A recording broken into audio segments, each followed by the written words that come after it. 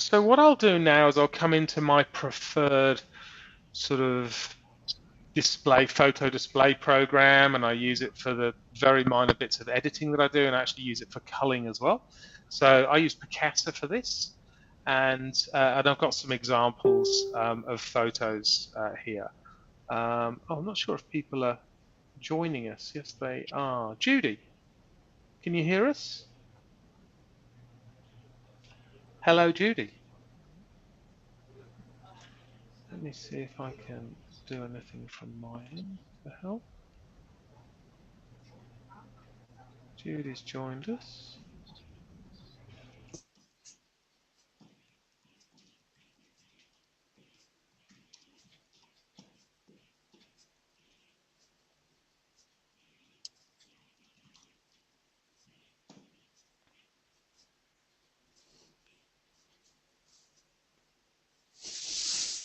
Let me just send this quickly.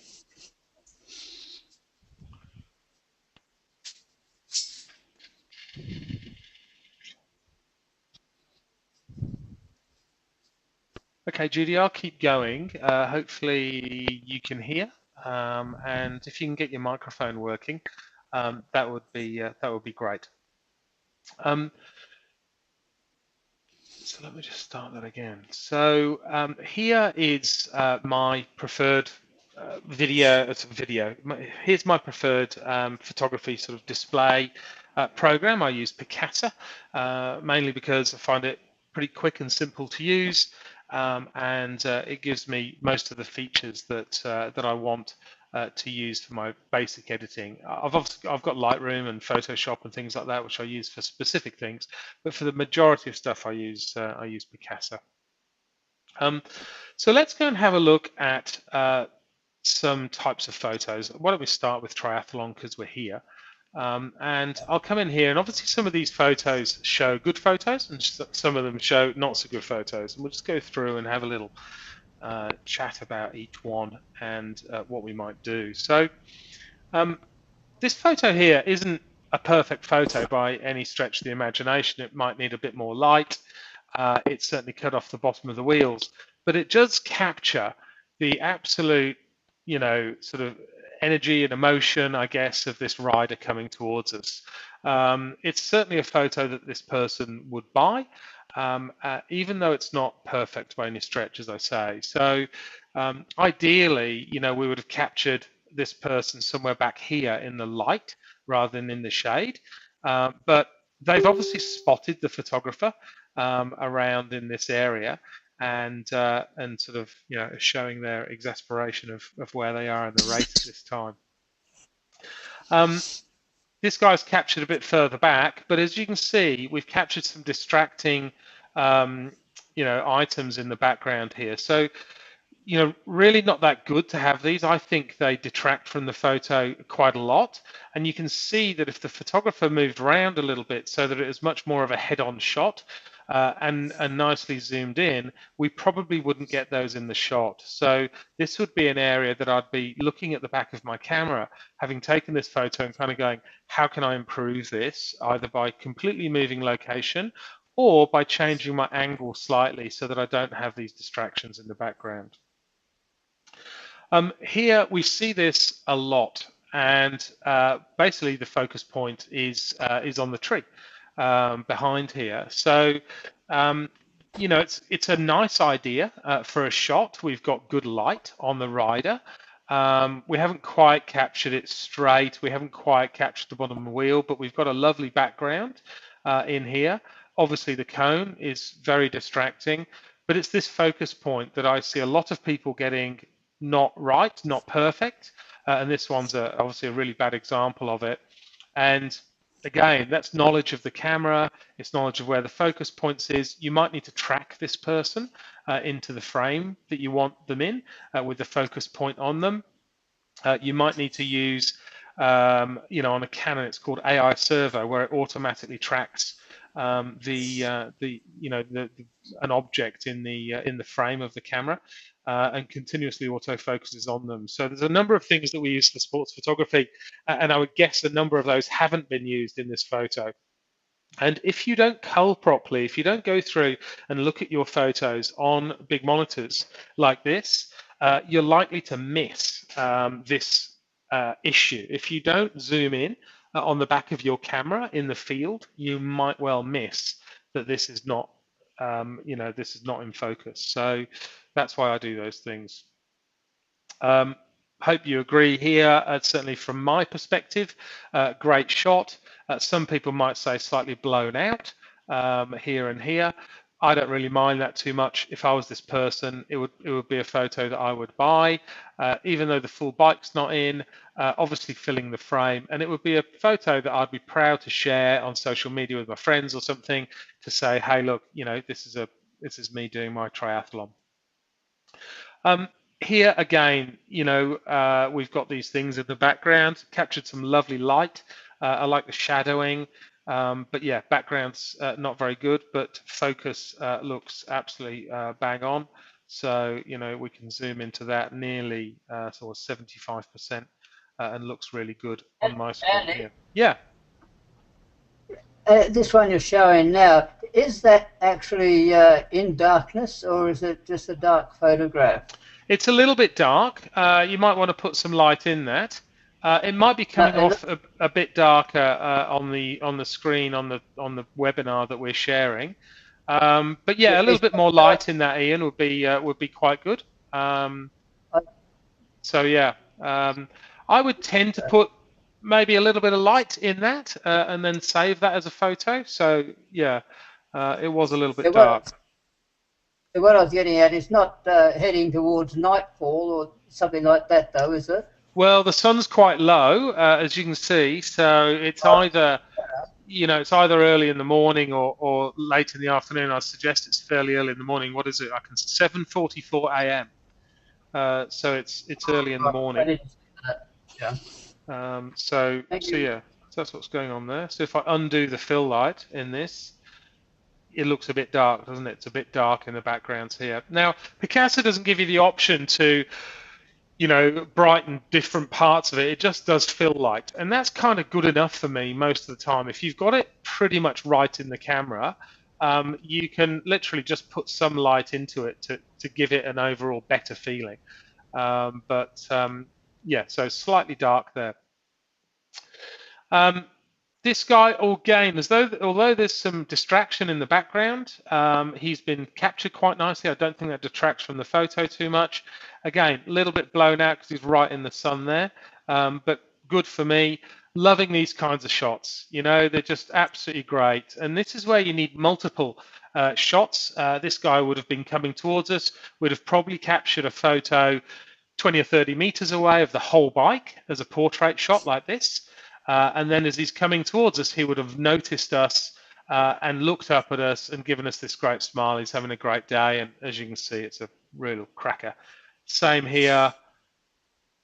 Another triathlon shot, but this one's missed it for me completely. So, there's a moment when this person was back here where they just poked their head out of the water and they showed that emotion of just finishing a swim, that drainness. They were looking for the finish line, and the water would have been streaming down their face. That's the time for this shot. This is a bit of a nothing shot, to be honest. I mean, yeah, we could crop out this. Yeah, we could get in a bit tighter. But even if I do that, it's still just not going to be a shot that is kind of great. So we've actually just missed the moment with this of them looking up and towards the finish line. This one here, I love these kinds of shots. Even though there's multiple people in it, we're not individually singling out somebody. People do buy these. And also the event organizers really love these kinds of shots. So very difficult to get individual swimmers at the start here. Much easier, obviously, to get them as they're coming out of the water. But these shots set the scene. They're great for the event organizers. They really love them for their website pages and things like that. And you'll find one or two people that'll buy these kinds of photos as well. Coming out of the water here, Ian, I'd say this is a bit dark again. So, I'd be putting a little bit of fill light in there, but obviously captured the moment, really nicely here, just running up the beach. and there's obviously a lot of emotion, and who's going to go, who's going to be first to the sort of finish line of the swim. This guy here, again, although it's not perfect shot by any stretch, it really does show, what's going on. He's got muck and rubbish all over him. He's got bits of seaweed and stuff like that. So, nicely captured. Definitely an uploader. Definitely an uploader. Just sprinting out of the water. I wouldn't crop that. I'd just leave that exactly as it is. Again, leave that one exactly as it is. Again, you're seeing here the problem that we're having. We've got background which is distracting, two photographers here. We've got our subject matter completely out of focus. In fact, I think the actual focus seems to be on this kite surfer at the background. It's that bad. So, definitely not an uploader, and definitely one that you'd look at discarding. Fabulous. Here's one captured. You see the difference here of this guy compared to the other one? It really captured this. Doesn't matter that there's somebody in the background, captured the emotion and the water and everything else. So cracker. And missed the moment here. So this is as soon as he sort of lifted himself up, and this is just a few, probably a few shutter releases afterwards, but the difference in the shot is amazing. Good again. Again, messed up here. Focus point on the tree as this bike is coming past. Got this wrong timing-wise. I think the focus is about as well, but timing-wise, just not getting the timing of this shot right. And hopefully, I would have captured 2 or 3 others as they're coming through. Focus point here is on this guy, not this guy. So if I zoom in a bit here, you can see I've just completely missed it there. So definitely a discard. So I think we're back to the start there, or maybe we're not. A few runners. Don't be frightened of the black and white either. I actually do this in camera as well. I don't edit for black and white afterwards. So I'll capture some people in black and white, and I think they're really nice shots in black and white. So yeah, don't be afraid of trying some of those sometimes. So let's have a look at a few others. Let's have a look at some show jumping ones, for example. These are obviously quite reasonable sized jumps. I don't know what these are, probably meter or something like that. But as you can see, positioned ourselves so that we've got a nice background. There's no cars in it.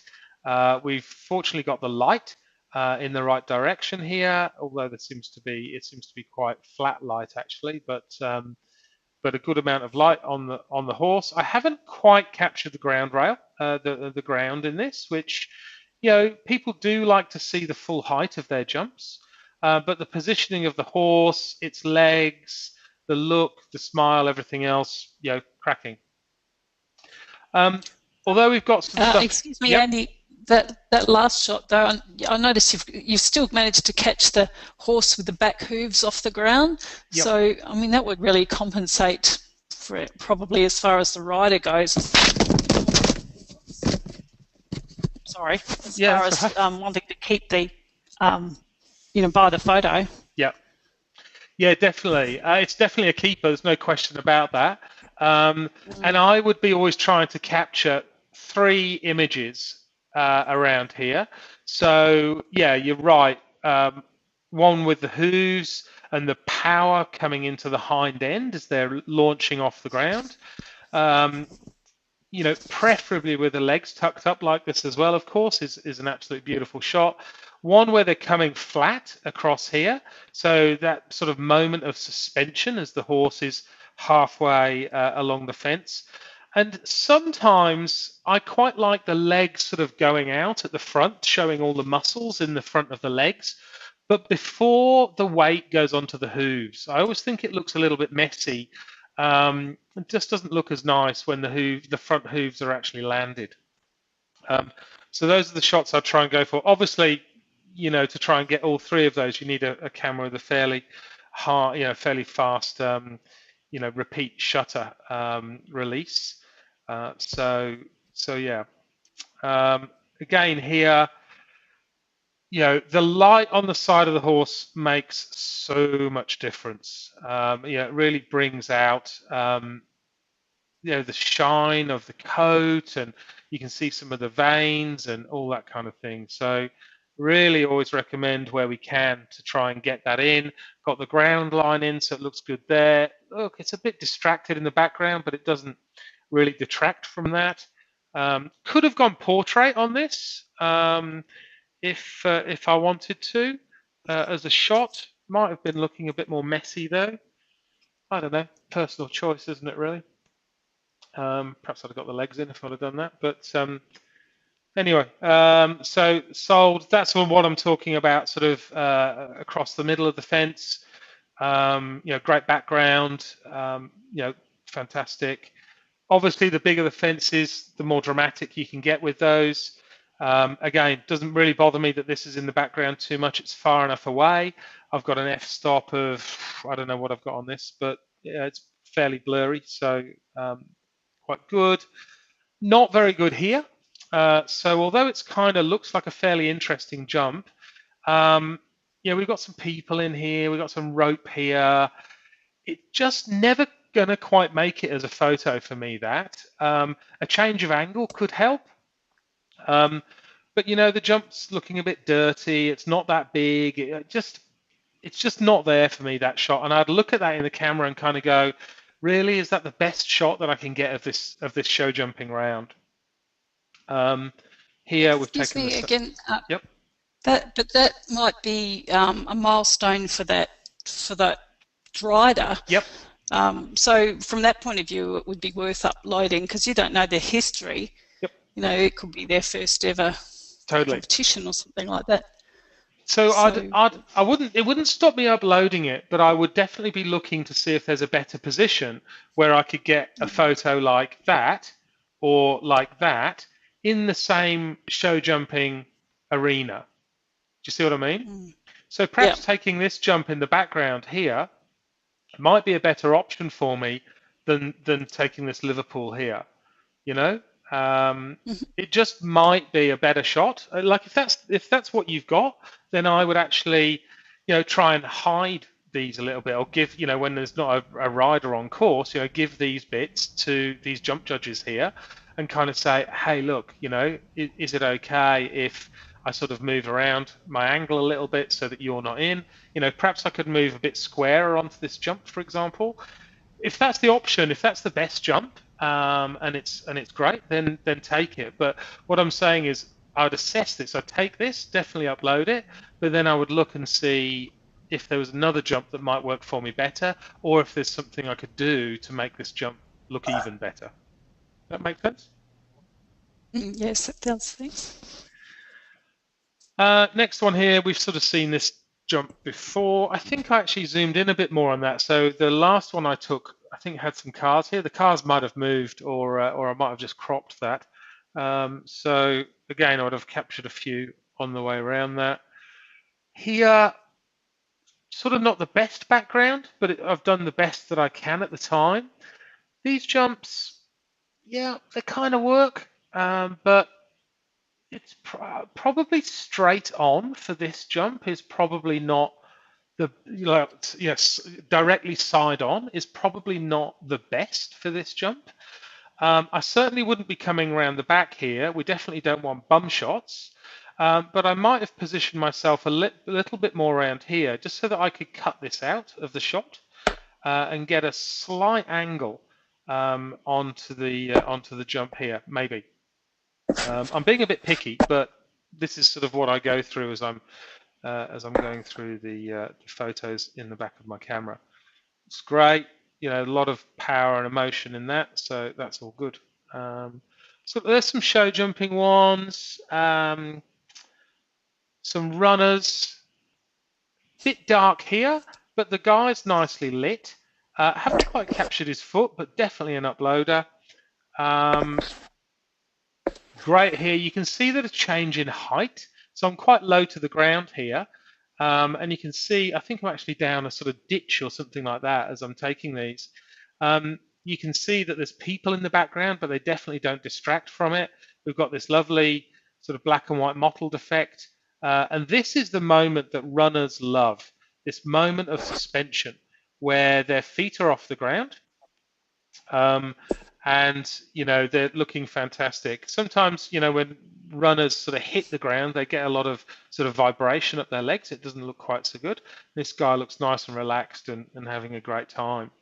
And of course, as I mentioned earlier on, this emotion, these two were friends. They're sprinting into the finish line together. I just about managed to capture it because I saw that they were having this sort of fun element together. And yeah, it's great. I really like those kind of photos. So definitely keepers and uploaders. You might find yourself at night doing some big events. We run events with 6,000 or 8,000 participants in them. These sort of runs and color runs and things like that. And so this just adds a different dimension. We're using flash here. You can't really see the effects of it all that much, but as we go through into the night, as they're running through the night, people love playing up to these kinds of shots, and getting groups of friends together really does add to their enjoyment of the time that they spend there, and obviously the photo purchases afterwards. Let's look at some photos that don't sell, and hopefully I won't have shown too many of these before. I've shown this one. It's pretty obvious, but people just do like to just take photos, and sometimes just thinking about why you're taking that photo is really important. This, although it looks quite artistic, is probably one that I wouldn't upload. I mean, it's a sort of, as I said, it's quite an artistic shot, but it doesn't really show him particularly well. It's the wrong side of the light. You can see that the light's coming from the other side. Now the shadowing's quite nice, and there's lots of argument that perhaps could be had about it. But for me, it doesn't show him in the light that I would like to show it. There's a bit of movement here, which could be conceived as quite nice for a photo, but for me, it's not an uploader. Here as well, there's a lot of distraction here, and we've obviously captured that on purpose. And I could sort of zoom in and try and make it something, but it's still not the shot that I'd want. The shot that I'd want is just as he's powering away from here, looking, he's probably going to be looking about here or straight ahead or something. That's the shot, I think, that makes it, and that one doesn't really do it for me. Here, like everything that we've talked about, really. Background, wrong, not zoomed in enough, distractions, horse not doing anything over the jump, so it's captured before the jump, and definitely wouldn't be something that somebody would buy. And indeed, people that look at albums and see these kinds of photos don't go much further in the albums, or possibly even don't look at other people's albums. So they're quite detrimental to the overall shoot. And we talked about that one. So what others? Photos that sell. Mountain bikers, nicely coming around a corner here. Got a lot of focus, I think, into the eyes even, which is great. Nice idea of a shot. Obviously a lot of emotion here as the relay batton's coming in. Again, changing your height can actually matter quite a bit. Again, that might be able to be cropped a little bit as well. It's a bit dark here. You can see there's some darkness on the face and some darkness here. Don't think there's much I could do about that at the time. I don't think lightning in it actually makes that much difference. Yep. Is there a question there? No? But still definitely an uploader. Lovely shot. I love these low shots of horses jumping where you can get some air under their bellies, or the sky under their bellies. It makes them look like they're jumping the moon. So we've seen a few of those. Again, moment of suspension for the runners. And I think last one, the more equestrian. You've probably seen all of these, but another one to look for with the equestrian is, although it's not the best photo here, is the looking towards you. If you can get a jump where the light's right and the rider's looking towards the next jump, really well worth grabbing some of those. Again, low, and captured some light, some sky over the jump as well. And sometimes just do something different, right? I mean, this hasn't fit with any of the rules really that we've talked about. I'm not showing the height of the jump. I've got it portrait, all those kinds of things. But it's still a really nice shot, and it would definitely be one that I would upload, and be one I think that would be purchased as well. So have fun with it and do some experimentation as well. So I've done a lot of talking there, and I've got to the end of those photos. I'd like to ask you for some feedback, ask you for some thoughts on what we've been through. Was it useful? Was it helpful?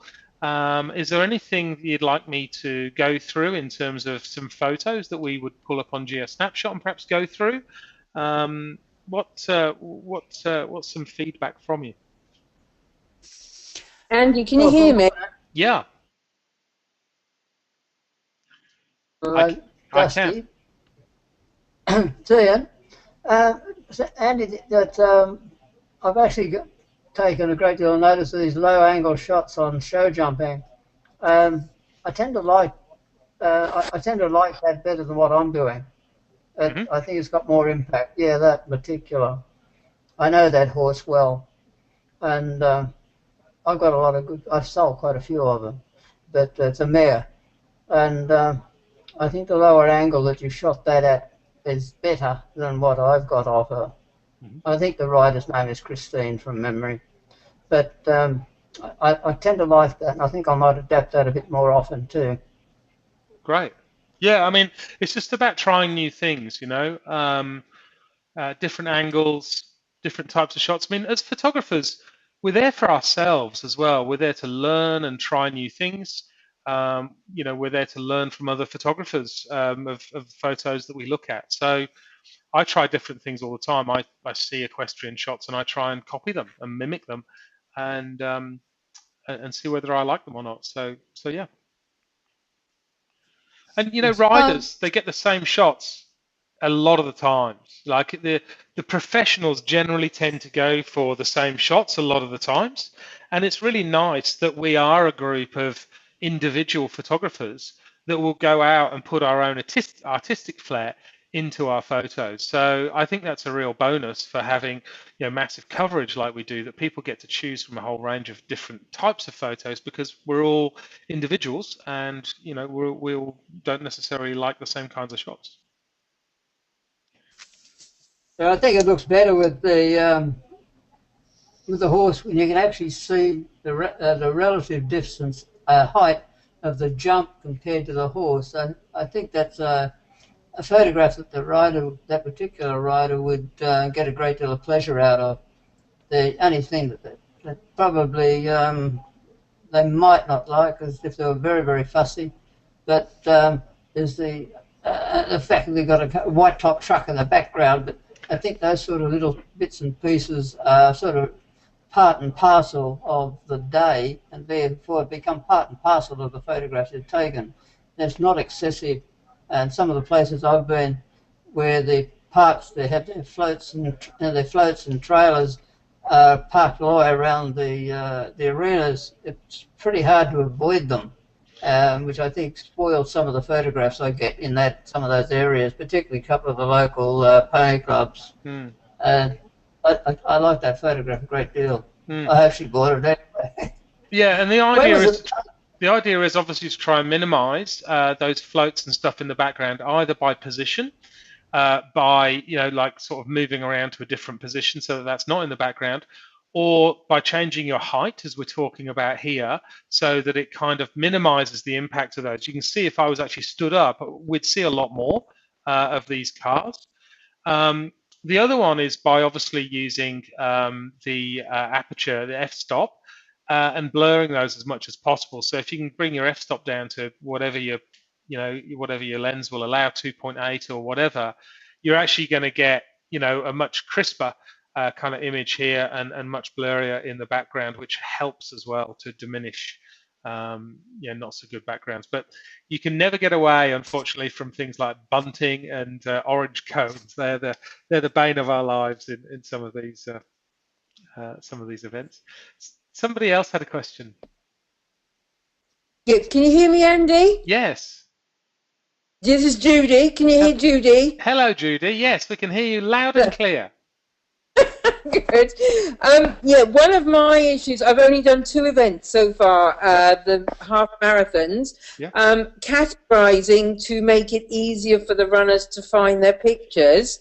The last event I did the finish where the 5, 10 and 21Ks were all coming through at the same point. Yep. Need some ideas, please, to how to put them into smaller clusters for them to find, because at the moment the system isn't set up with SARS where they can actually locate their runner numbers. So I basically had almost 600 photos virtually in one album. So some ideas on that if you could. Yeah, absolutely. So the best way to do that is to break the photos down into the time, the finish time of the event itself. Okay, so for example, say the first runner came through at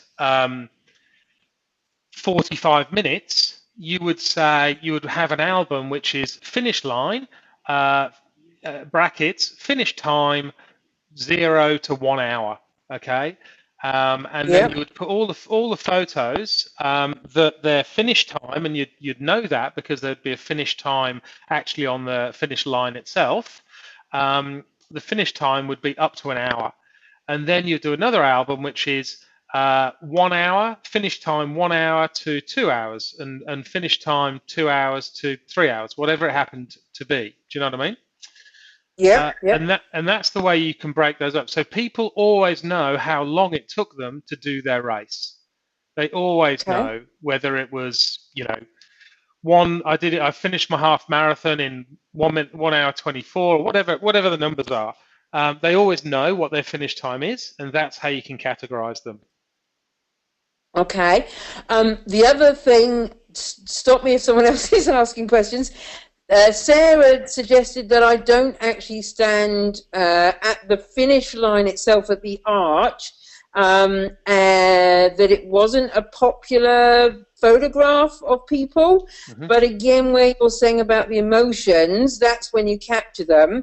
But there is also a problem that at the 2 events I've been at, they're using paddles to read the transponders as people are coming back. So you've then got the volunteers right in front of the runners as they're coming through the arch. Yes. That's more comments, and probably I don't know if you can answer, but your feelings are saying that you don't take photos with the actual finish arch in? Do you go slightly in front of that, or what's your thoughts? Yep, so it comes down to taking a number of photos. So I'll show you, I've got a finish arch somewhere.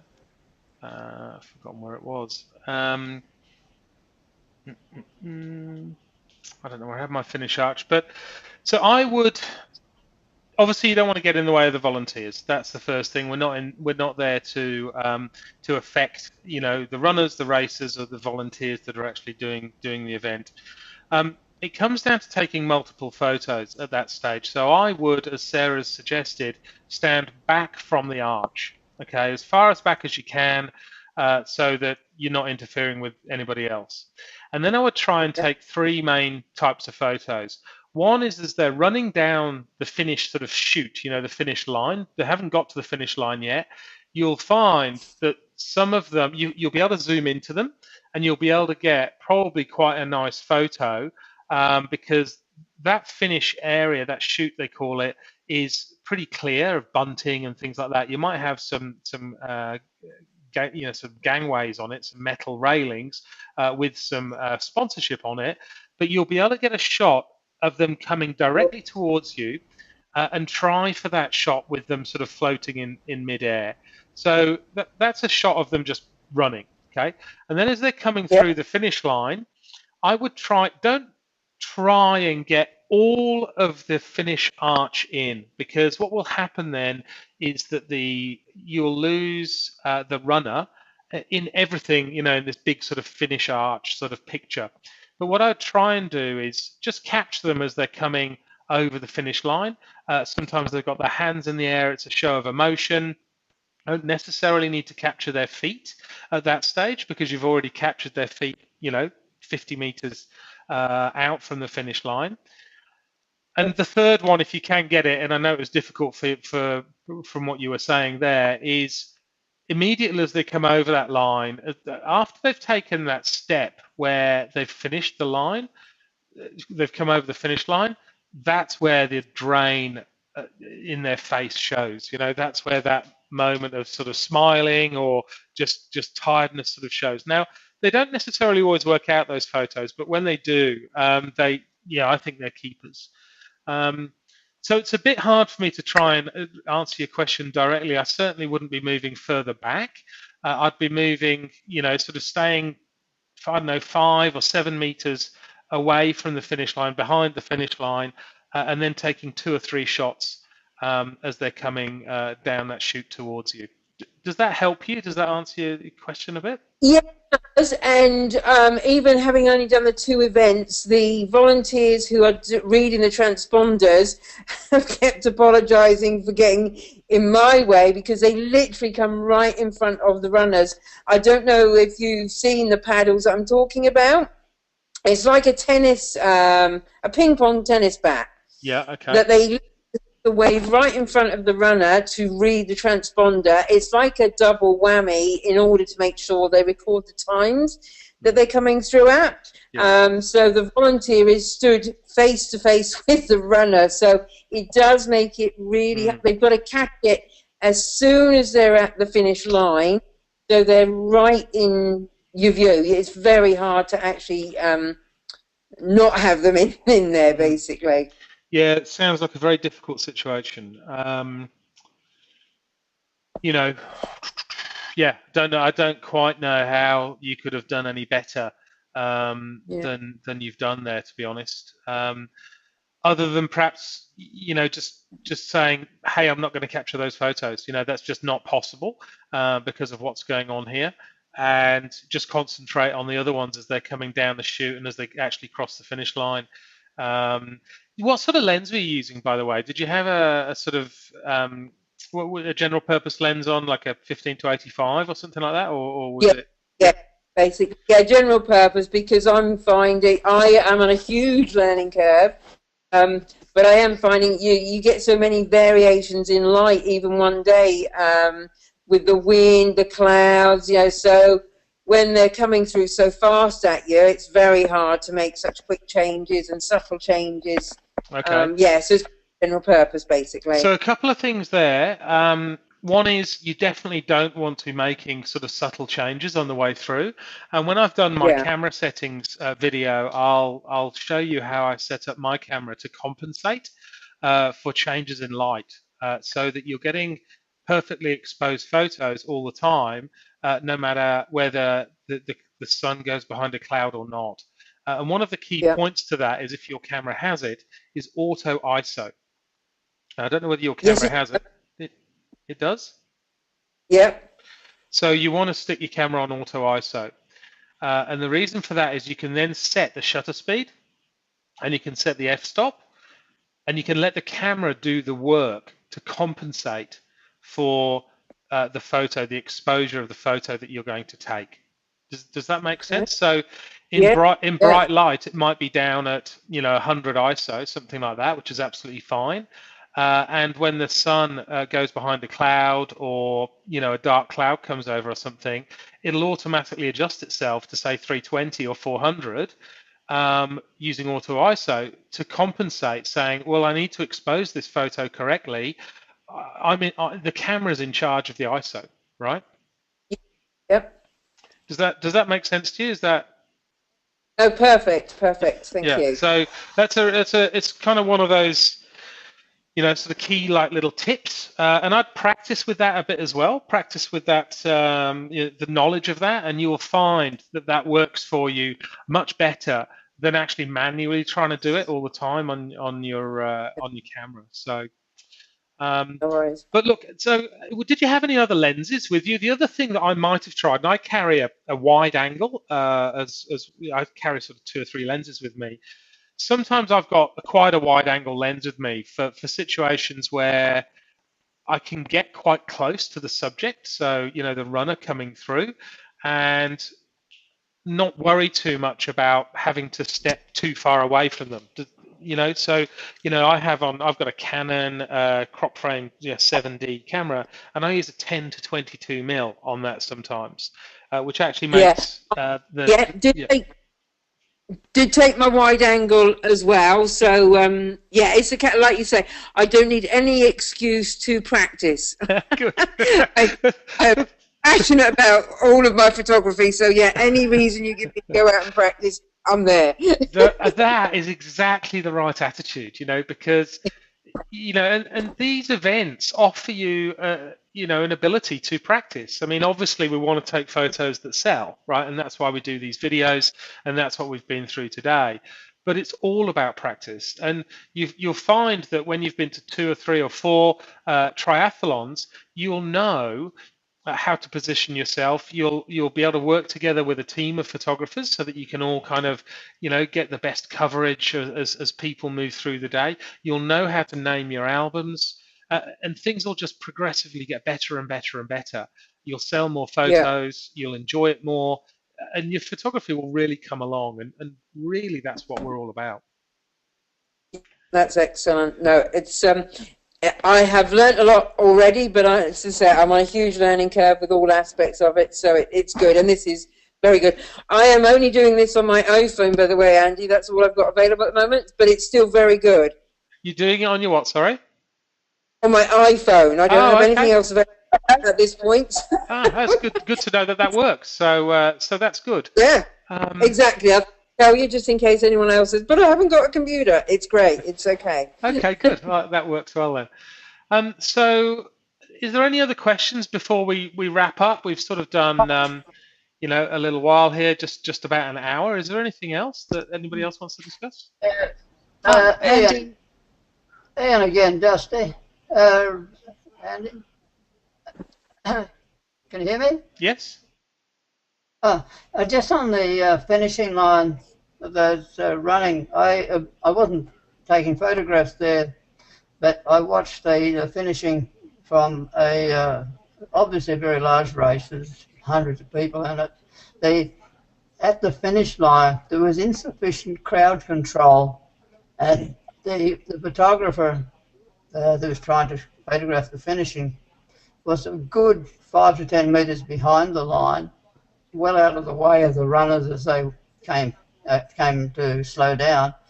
But as soon as the runners came towards the finishing line, about half a dozen people, sometimes different members of the family, would crowd in front of where the photographer was, and they were taking photographs left, right, and centre.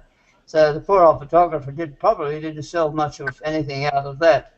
But that was basically crowd control of these sort of places is, I think, pretty paramount, because that last burst, the runner is going as fast as they absolutely can to cut down their ET, and if they're competing against somebody that's just running almost beside them, they're running as hard as they can. But it's very, very hard to get a good photograph or to expect to sell a good photograph unless you've got something really out of the bag, because the family might be taking 10 or 15 photographs between them. I know there was three daughters and mum and dad. They all had cameras when a young bloke was coming home on Monday, and I don't think the photographer would have sold a single photograph out of that. So the crowd control is a big problem, I think. So there's a couple of things, there's a couple of just comments, general comments I've got on that. One is, it's great that other people are there taking photos, family members and things like that. There's, that's just part and parcel of some of the things that we do sometimes. The other thing to remember is that you're the official photographer there, okay? So, you should be capturing better photos than somebody with an iPhone is. If you're not, then you're not going to make any sales, right? But if you position yourself correctly, and if you're using the right kind of lens, I mean, clearly standing, behind a group of people that are taking photos of the runner that's coming in is not going to work out the best for you. So you need to position yourself differently. And I'm not saying exclude those people or get in the way of those people, but you just need to position yourself slightly differently so that you're getting the shots that you want from the day, the shots that you're proud of. And, I would always be aiming for us as a group of photographers to be getting much better photos than anyone with an iPhone can capture, certainly at this stage. And that's all we can do. We can't stop people taking those photos, and we'd never want to, really. Eventually, a few years down the line, maybe sooner, we'll get people uploading, photos from iPhones and videos to GeoSnapShot. But at the moment, the only thing you can do in that instance, Ian, is to reposition yourself and make sure you're getting the shots that you want without antagonizing or without sort of stopping family members getting the shots that they want. Yeah. Okay. Was there another question, Linda? Did you have a question, or Judy? Was there another question on the floor there? I found this format very helpful and sort of engaging, really. I hope there's more of them.